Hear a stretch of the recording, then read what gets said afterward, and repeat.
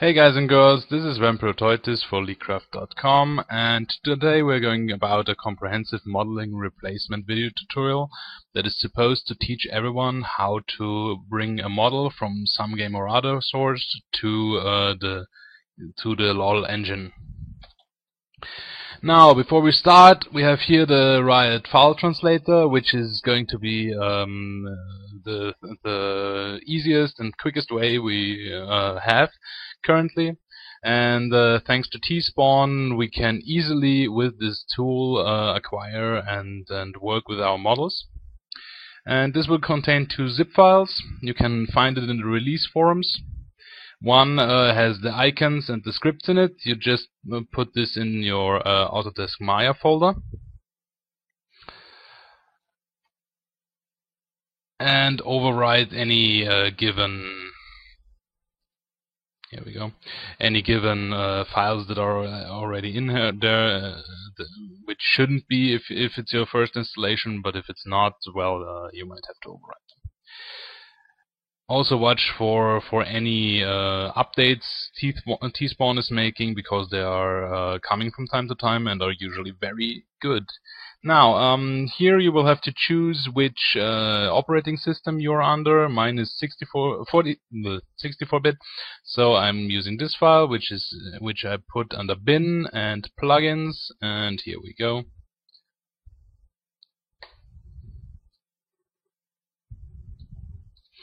Yes, since Maya is already running, I can't. Alright, next thing we do is open up Maya, and by pressing Windows, General Editor,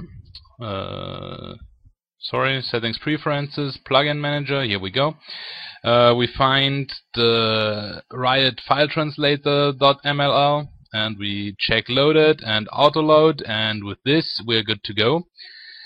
We can, the Riot tab over here will be loaded, and you get this row of buttons. Okay, that looks like crap. Where the first one, this one is import, this is export, this is export selected. This looks like crap again. I'll stop this. And the other tools are for the bones, which don't concern us. I've released a different tutorial on that one. You can look it up if you like. Now, the files we're going to be using will probably come in a variety of forms. And in this tutorial, I'm going to get Xemnas into the game, and I'll replace them for Malzahar. And this was provided by Xerox, so thanks Xerox. And I want you to do this. If you use the model you didn't make yourself, then give credit. Let me spell it out in big red letters. Credit. That I looks shit or looks shit. God damn it. Anyhow, the model I'm using was made by Square Enix.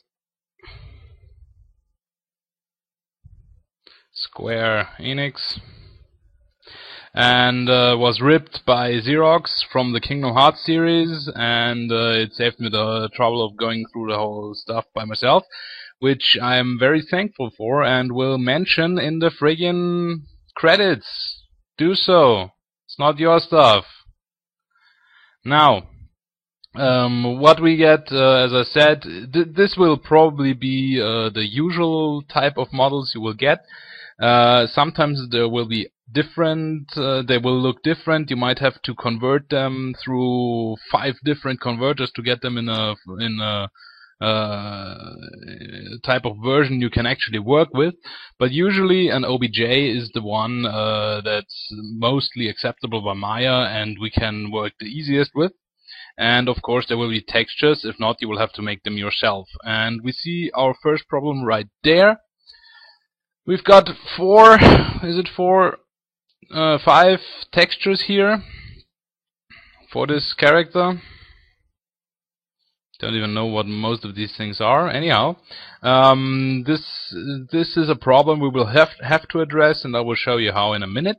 But for now, where is there it is? We'll be importing the OBJ into Maya. Just keep in mind that the fact that there were multiple textures. We will come back to that later. Now here's the examiner's OBJ. So this is the character. Now on the window outliner, you get my beloved outliner. Here it is, and you see let's see. I'll probably should start a bit more basic. No, actually I shouldn't. This is good. Let's go over the controls for Maya a second time if you haven't seen my first tutorial. If you press Alt and the middle mouse button, you can pan the view. That is... damn it. Alt plus middle. Okay, I'll have to put these on later. This looks like crap. Alt and middle mouse button is pan. Alt and left mouse button is rotate the view. You can scroll in with the mouse wheel, and you can also zoom if you press Alt and the right key. There you go. All of this will allow you to operate in Maya. Right. So we had the outliner, which is again on the window outliner. Here it is. You get this little window, and in it you see this. These are the different parts of the model. If we click only one on it, you can see, oh, it's just his zipper and his weird whatever those are. If we click this one, we see it's his rope and his hands. Whoever made that is an idiot, but none of our concern right now. And so on and so on and so on. But the LOL engine can't work with this. We need one single object. But before we convert this, we come back to the textures. You remember we have the 5 different textures here. And each of these corresponds to one of these groups. So if you look, this is his hair, I think. And if I open this, here is the hair. And I'll open the edit. Make sure you are in polygon mode here, and you go into Edit UVs, UV Texture Editor. Here we are. Now we see here his hair, and we remember here his hair.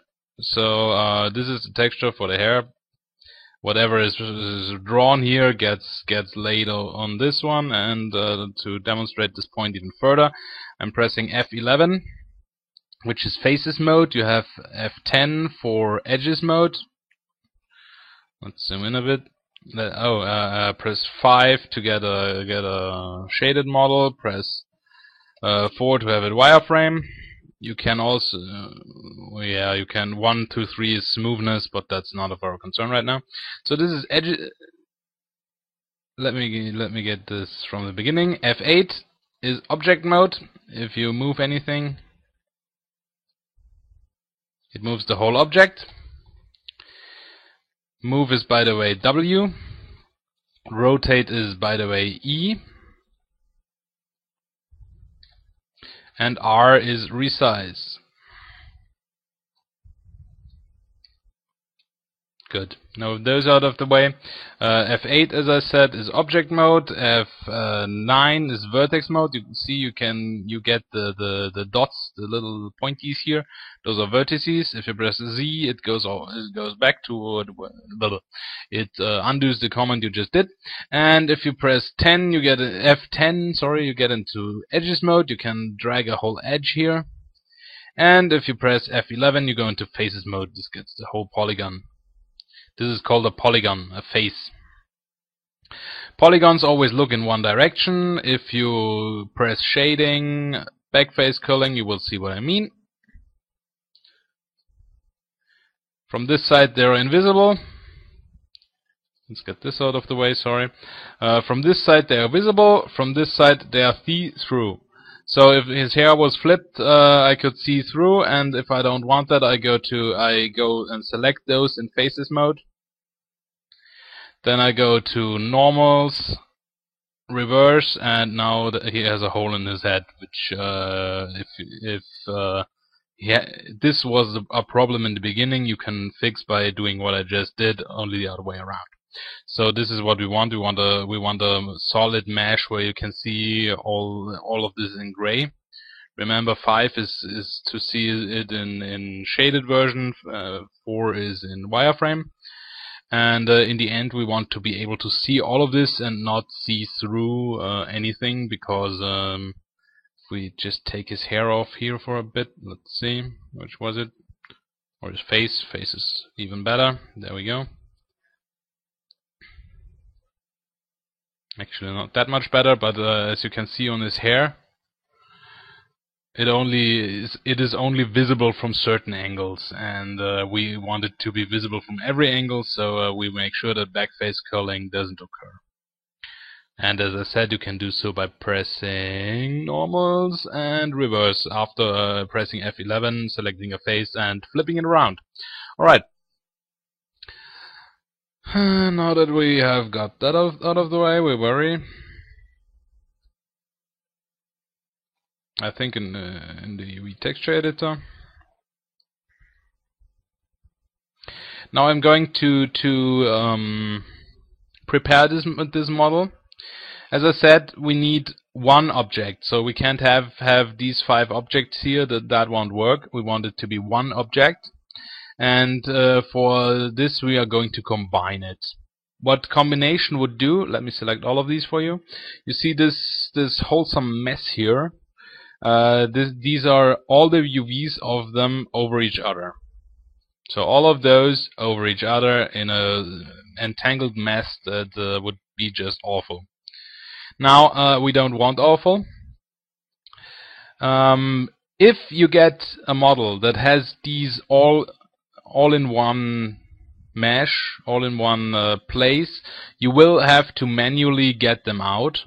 That means you have to select those that belong to one texture. You can check them again if you look at the texture here. You can have to find out which belong where and then drag them away. A thing we'll be coming to. But since this is already in pieces and we can move the pieces all by themselves, we're going to do so before we are going to merge these meshes. A mesh is this conglomerate of lines, of faces, of polygons. All of this makes up a mesh. And before we are going to combine all of this into one mesh, so the LOL engine and we are happy with it, we are going to make sure that the UVs aren't going to interfere with each other. And to do that, I'm going to into F11 mode, the faces mode, and select all of these. You can also check here, all neatly selected. And then I do Control, right-click, and press 2UV. At this moment, we can use all of these standard tools, W, E, R on the selection, and can drag them around. And I'm going to shove these here somewhere off where they don't trouble me anymore. Now I'm going to the next part, which is his body. Again, F11. Oh, actually, okay, F11. There we go. Control, right click, 2UV. I'm pressing W and shove them in another corner. And this is the next one. Control, right click, 2UV. Shove them over here. Somewhere where I can easily select them later on. And let's take those as the last one. Control, right click, 2UV, and off they go. Here we are then. If we select all of them now, we see that each of these these parties here is somewhere where we can easily select them again, and each of them corresponds to one of these textures we had. So this is the hair, which is down here. This is his face. Where is his ugly mug? Should be this one probably. Yes, this looks like the face. Let's see the eye. I wonder what the hell that is. Probably his body. There seems to be a boot. Yes, it seems to be a boot. Here we go, this one. And what do we have here? This looks like his cloak. Here we are, which we see is not in a square, and which we will have to make sure to compensate later on. But I'll be coming to that. And here's the chainy stuff, which is this stuff here. All right. Now, I'm going to select all of these, and I'm going to press Mesh and press Combine. And you get this here, Polysurface 1, which is all of them combined. And now you have all of this stuff here, which is leftovers, which we don't want. So we go on to Edit, Delete All by Type, History, and poof, they're gone. Very well. And if we check the UV editor, hopefully, there we go, you see they are all still where we left them. That won't be okay yet, but we'll get to that in a second. Okay, and since we saw that he was a little disconnected, you get that sometimes. You saw perhaps here. Yes, you see these disconnect. As soon as I drag on them, they were different objects in the beginning. But sometimes there's models that do have that where you can just drag a face out, and we don't want that either. I'm going to select all of it. Not sure if I need to, but safe is safe. And there was the option to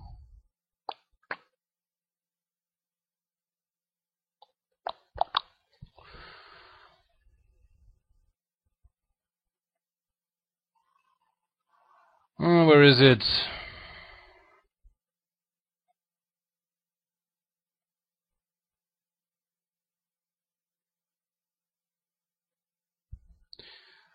First time I'm using it. Was it connect components? Merge. I'll look that up. Be with you in a second. So what you do is go to Edit Mesh and press Merge, and you can push the little box beside it. This gives you a threshold where which you can which basically, if edges or vertices are further apart than the threshold, they won't be combined. If they are within the threshold, they will be combined. But since the models we will usually be having will be pretty close, will be combined, but not well. No, let's say it another way. The vertices will be in the same position, but they won't be combined. And usually, so a very little threshold will go a long way and do this. So if we press Merge here, and if we now go and drag on his little hairdo, you see it gets dragged with it, which is the effect we wanted to have. Good. So it's now one model. Don't worry about the shading arrows here. They will Maya and LOL shade differently. And now that we have him in one model, one mesh, you see here, Polysurface, yay. We are going to have another go at the UV texture editor, and what we're going to do now, Control, click to UV, is to make sure that all of these have room in this here square. This dark gray square is where all the textures need to be in. And this is easy with what we have here, because we can just resize them, put them up, and later on do the same in Photoshop. I'll be coming to that later on. Let's see. What is not easy here is the fact that we have 5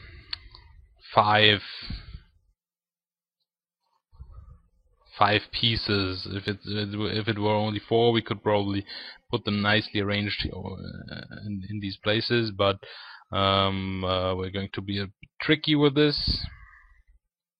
The trick about UV mapping is to make sure to use as much space as possible, because you don't want the UV texture to get too big, and you want to cram in as much detail as you can. At least usually you do. And I'm probably no, I'll leave that one there.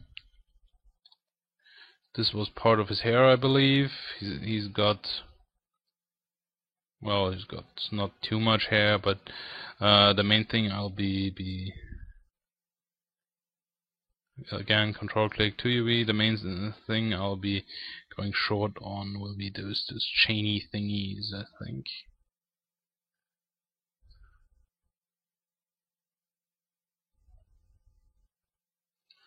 Smaller perhaps.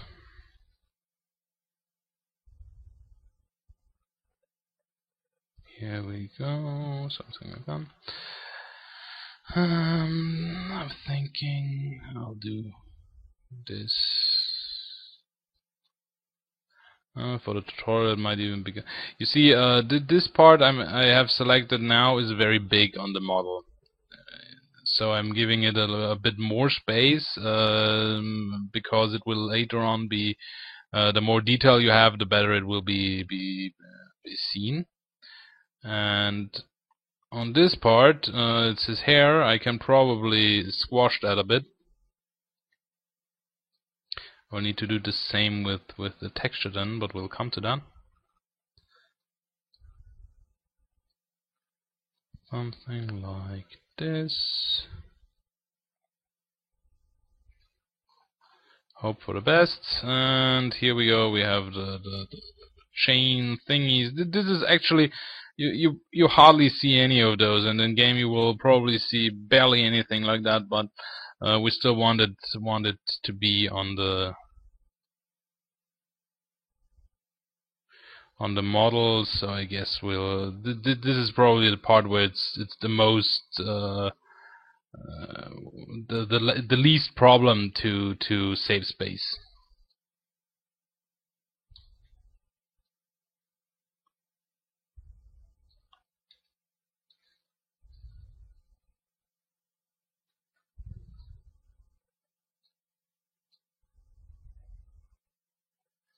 I'll just put them over here and hope for the best. Alright, so we all have these all neatly arranged now in this square. If you are going to do your own UV texture, please refer to my other tutorials.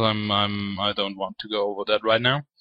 And what we are going to do now is press polygons, UV snapshot, which will allow us to do a browse. Where do we put this? Skins. Here we go, and we'll call this Xamnas UV map, something like that. I'll give this 1024 by 1024, make a TIFF. I like TIFF, that's the only reason I do this. You can choose practically any sort of image format. And yes, there we go, okay. And what this gives us is a UV map. Here we go. This we can work on later. You see, it's the exact same thing as this. Well, you come back here. There you go.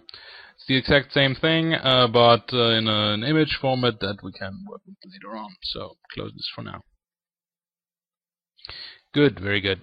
All right, and what I'm going to do now is press Window, Settings, Preferences, Plugin Manager, and here you will find the objexport.mll. Make sure this is loaded, and if you want to have it the next time, make it auto-loaded. And we're going to select the polysurface, press File, Export, Selected. There we go.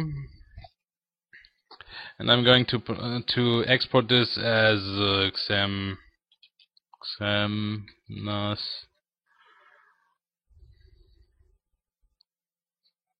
I have no idea what to call this. Let's say UV done.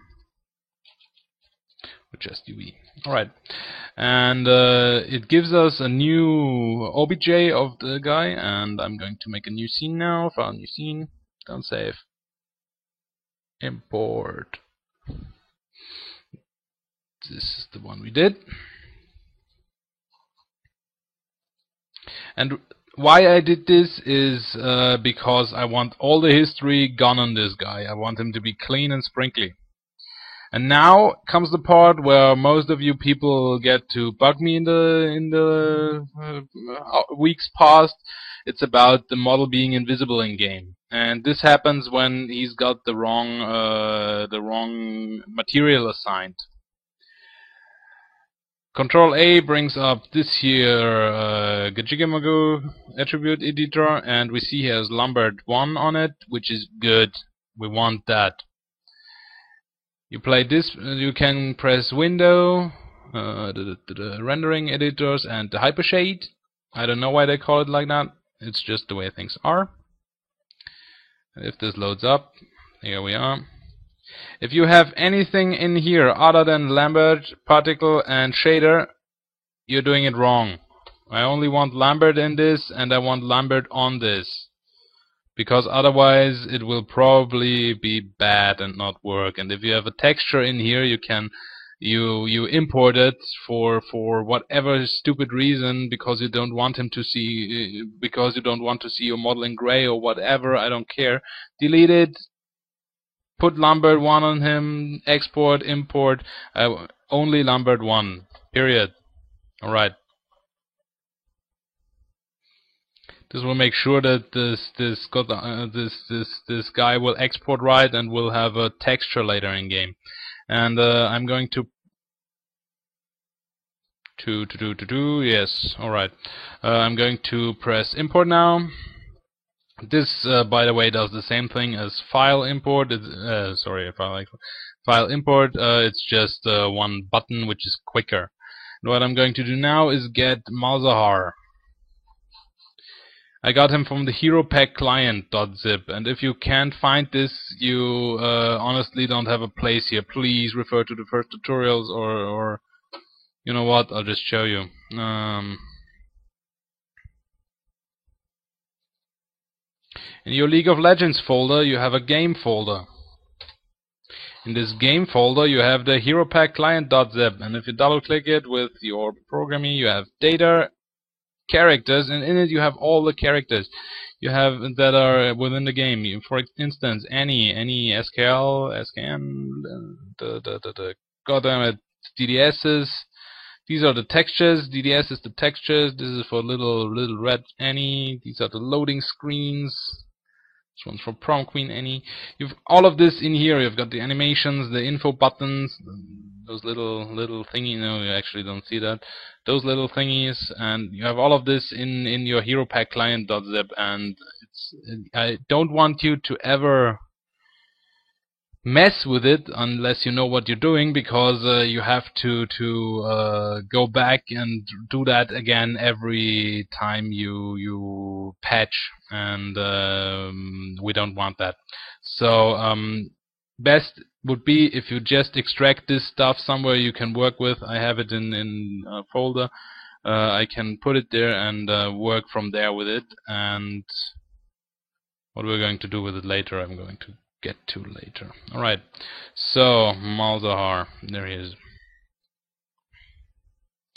And I'm going to import, you can choose file of types. You can see here the League of Legends options.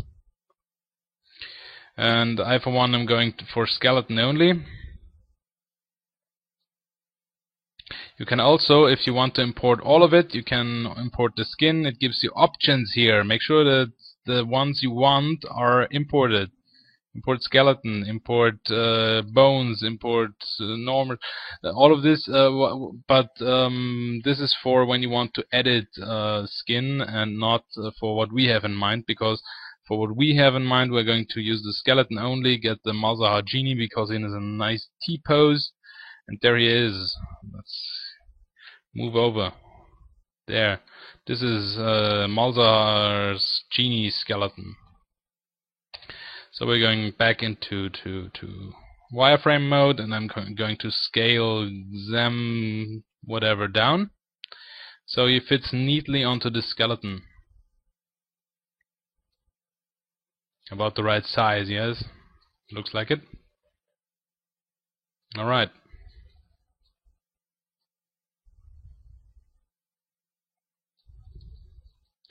And now comes the more dreary part where that I probably am going. No, actually, that I'm probably going to do in high speed, because we have to adjust Mr. Samnus here to match the skeleton, and by that I mean his bones need to like real flesh. You want to select the arm, let's say in faces mode. So I usually go with faces mode. You can use any other if you want to, but this is one of the nastier parts, especially because Maya has some weird selection issues, and also, well, there are other, the soft selection, for instance, which helps with these parts, but usually it's quickest if you select them something like this. I'm rambling, but I don't mind. Perhaps you will, but I don't.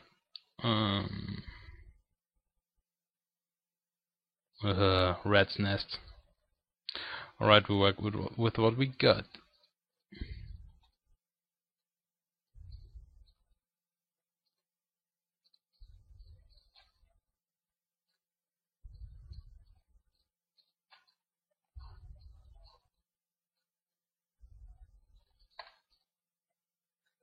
Something like that.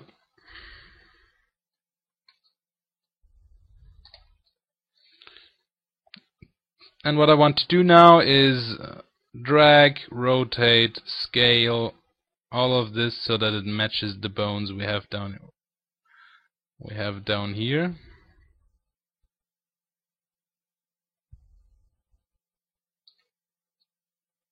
So this would be for the upper arm.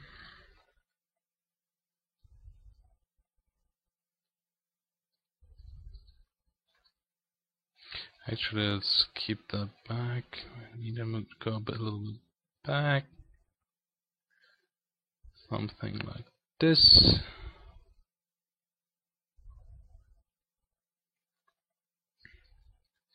And a little bit deeper. Whoops.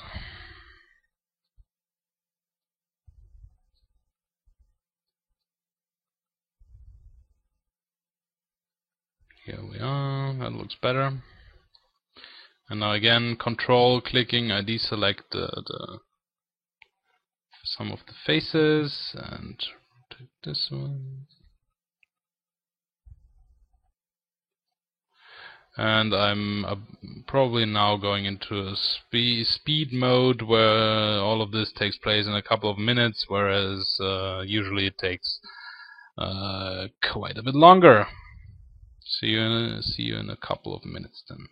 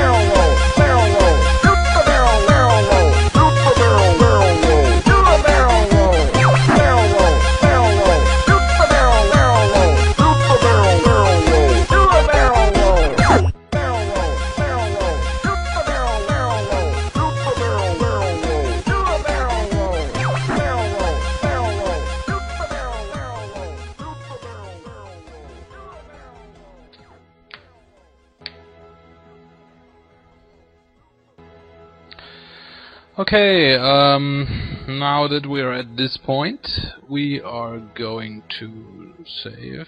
I should have probably saved more often, but saving is important and should be done often if you don't want to lose your stuff. Right, so what comes next will be the binding. I've positioned him so he matches the skeleton, and later on the game will then take him out and use that. I'll just check the skeleton now. This has got a lot of them. T-Spawn's tool will not work with skeletons that have more than 64 bones. Might probably be in the safe here. Indeed we are, and I'm now going to select the root bone. If you have any weapon bones here, or any other bones that aren't buff bones, you select them as well. And then you control click on the mesh, so that all of these are selected. You can leave out buff bones that are here, you don't need them. But you will have to probably... yeah, let's just leave it at that. And top left here you can find animation. Not polygon mode, but animation mode. And this one's going to be important, because now we're going for skin, bind skin, and then we're going to smooth bind. And let's say I'm going to try leave max influences somewhere between 0 and 3, because T-Spawn's tool doesn't allow for more than 4 influences. If you put the drop-off rate to 10, it usually has a very good, or let's say the least aggravating binding, and the rest you can leave probably like this, which is joint hierarchy, bind to joint hierarchy, bind method closest distance, skinning method dual quaternion, and normalizing weight post. Allow multiple bind poses, and yada yada yada. Alright, now we press the bind skin button. There we go. And the skin is now bound. And what we're going to do now is press skin, edit smooth skin, and here's the paint skin weights tool. And you want to click the little box next to it. This gives you the options, and those are over here. These are the options for the paint skin weight tool, and you will need them because you will be constantly using them for the changes you want to make. So, if you now click on, if you now click on the mesh, let's get this over here, and now you have in the tool settings here you see all the bones, and if we go through the bones, you see what is attached to the bones. You see these white areas. Those are the areas that a bone can influence. So let's see here, left upper arm. This bone, when it is moved, will move this upper arm here. I can test this. I can show you. Let's see. Left upper arm. Where is it? There it is. So if this is rotated, for instance, this stuff will be drawn with it. There we go. And let's see where it didn't bind as well. I have put the paint skin weight tool on a short key. You can find those, I think, on the I think it was here. Yeah. Windows settings preferences hotkey editor, and you can find them in animate. I think it was.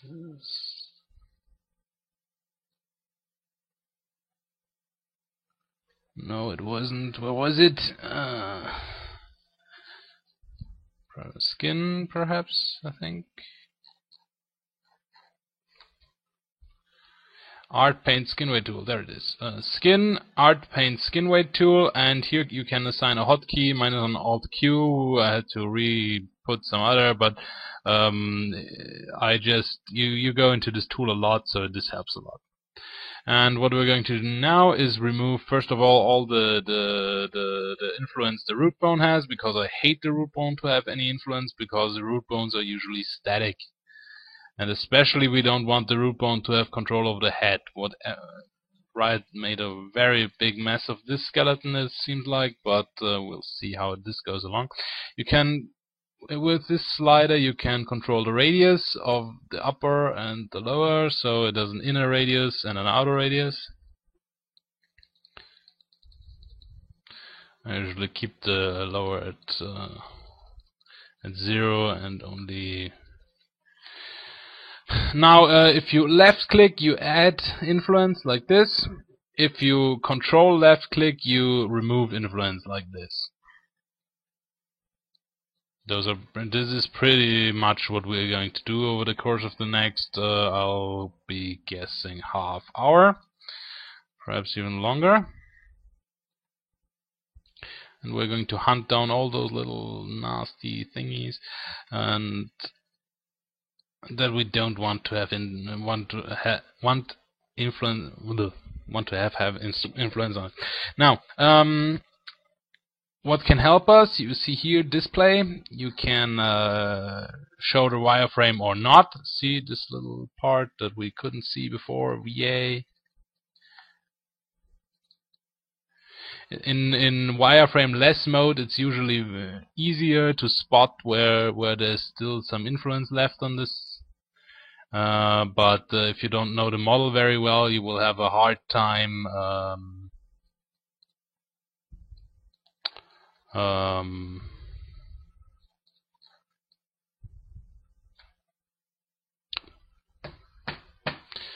you will have a hard time knowing what goes where. So if you are unsure how it looks, you can put the wireframe back on, and if you are sure how it looks, you can put it back, and then just hunt down those little pesky pieces of white. Usually it's white. Okay, you can also, let's get this way. You can also use the color ramp, and you see here the color ramp shows little weight in blue and a lot of weight in red or even white. And these little blue flakes that we have here can't be removed by control clicking left on them. I don't know why. It's just the way that it is. If you click again on the root, they're all back, little bastards. You can get rid of them if you paint skin, edit smooth skin, and use the, where is it, prune small weights tool. You can also have a threshold here, let's say 0.02, and if you press prune, there you go, bye bye you little friggin' bastages, and perhaps a little more so we can get rid of those. Why won't you die?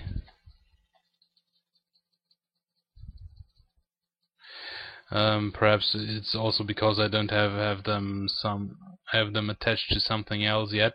But so this is basically what I'm going to do in the next speed up of the video. I'm going to bind all of this stuff where it belongs and prune a bit so the nasty little blue stuff gets scared away. Yeah, that's about it. Alright, perhaps a little bit of more. Here you see a buff bone. Buff bones don't get any weight because they tend to wiggle around in game a lot. They fly all over the place, and we don't want that. So buff bones don't get any weight at all, and we also see this nice spike coming from his hand. This is where his dagger is usually attached. Let's see, this should be somewhere around here.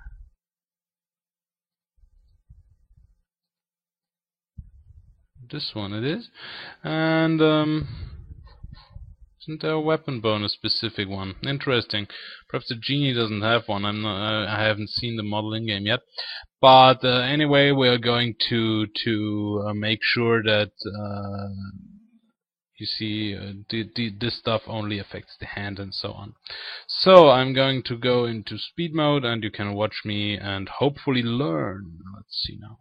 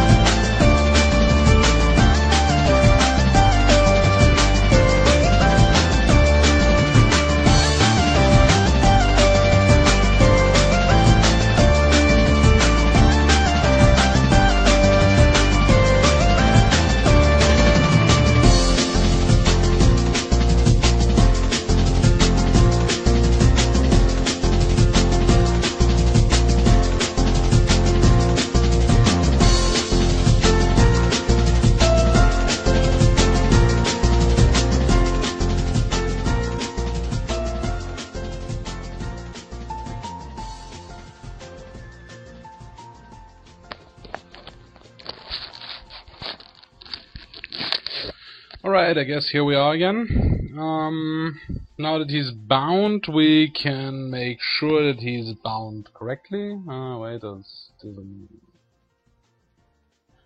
still go with the prune skin weights too.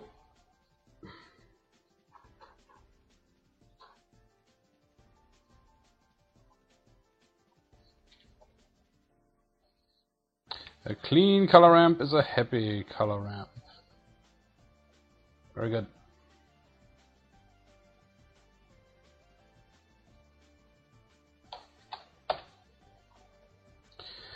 Alright then, let's see, what else? We're going to test now. Here's our outliner, and I'm going to test if there's some weird things going on by simply rotating. Okay, this looks pretty good. You can just select the this might be a little bit of a problem later, but well, it might not. I'll have to see in game later on. You can simply select the bones in the outliner and rotate them a bit, and if anything rotates with it that isn't supposed to rotate with it, then well, you have to go back and fix that. But overall, this looks pretty alright.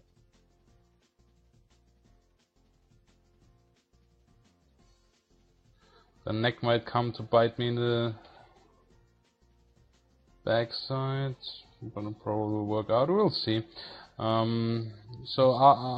Yeah, well. Alright. Now that we have him, we can export him. I already saved, I believe. Let's save again. We're going to select the mesh. Here we go. And go on export selected. And then we whoops, wrong folder.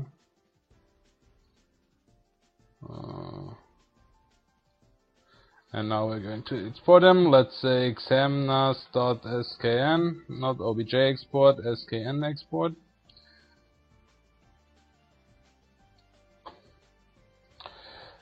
And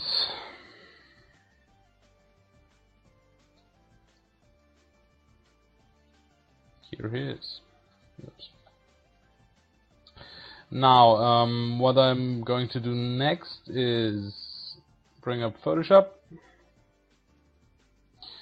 get the UV map,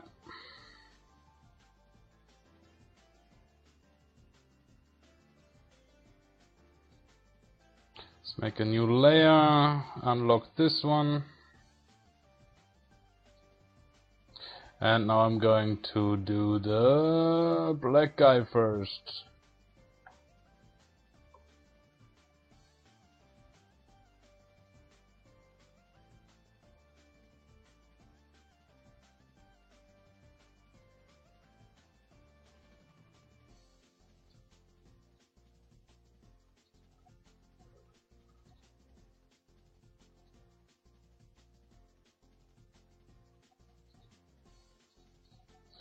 Okay, I need a proper layer under this one. Here we are, and I'm going to fill it with something. Let's say black. Black is a good contrast usually, and this top layer, the one where we have our UV map on, I'm going to use overlay. That doesn't turn out so well. Let's take screen. That's better. And now I'm going to simply different keyword setup, sorry. Okay, navigate like this. Here's the hair. You remember we did the hair up here, so all I'm going to do now is match that.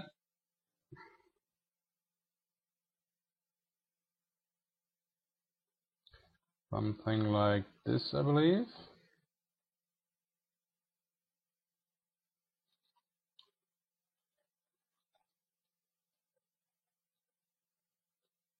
That looks pretty okay. Then we have his face, which is up here.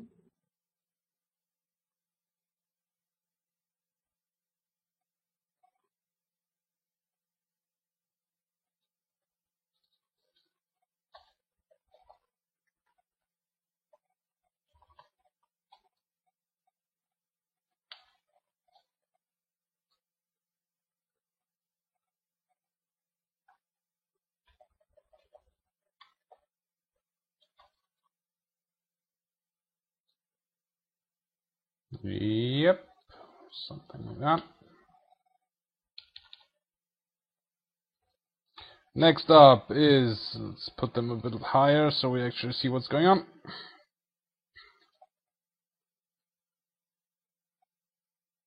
The chain thingies, let's put them.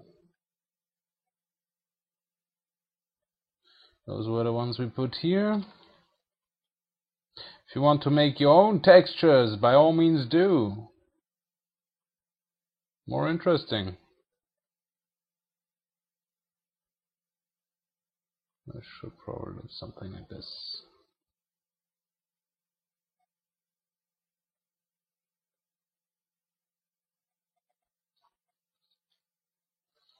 Then we have his cloak.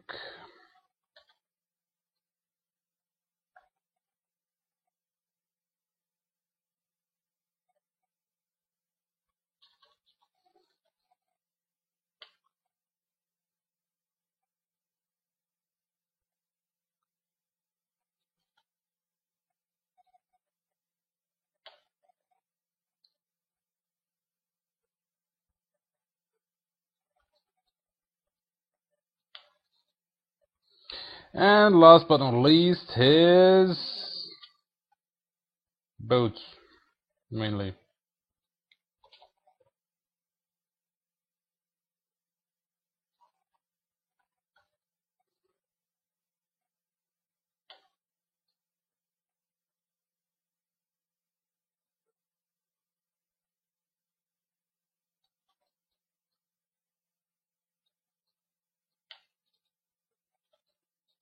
Alrighty then, we can then select the eye and hide the layer with our textures, and select file, save as, and somewhere here's the, oh crap, I opened it in 64-bit.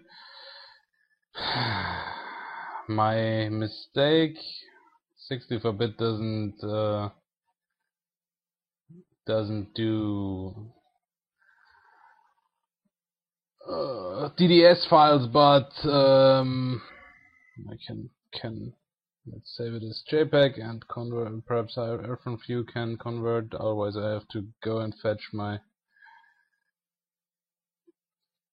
this texture.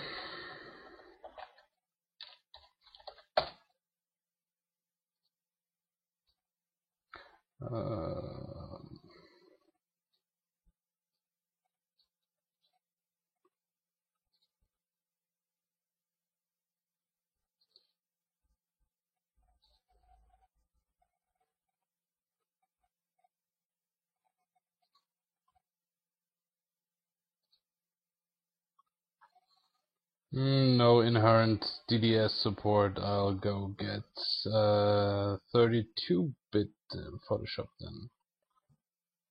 Alright, so where did it go? Where did it go?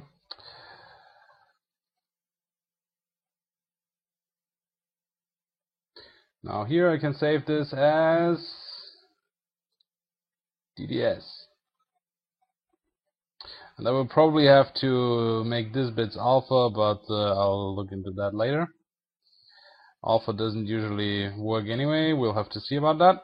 Oh, okay, too many channels, that means I have to flatten the image first. Is there actually alpha on this? Oh, there is. Fascinating. Can also just throw this away because it's just the alpha from the diff layer. And save as.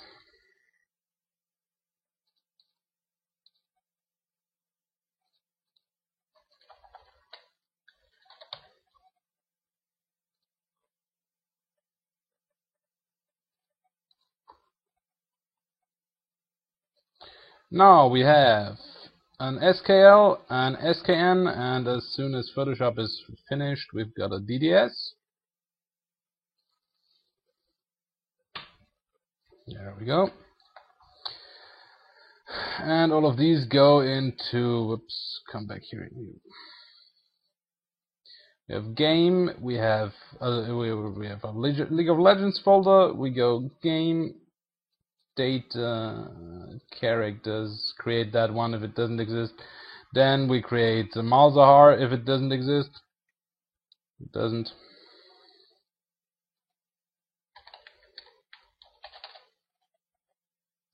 And in this we drop our juice. There we go.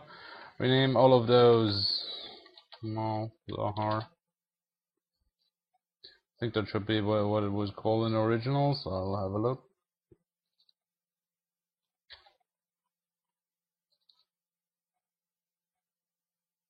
Malzahar TXCM.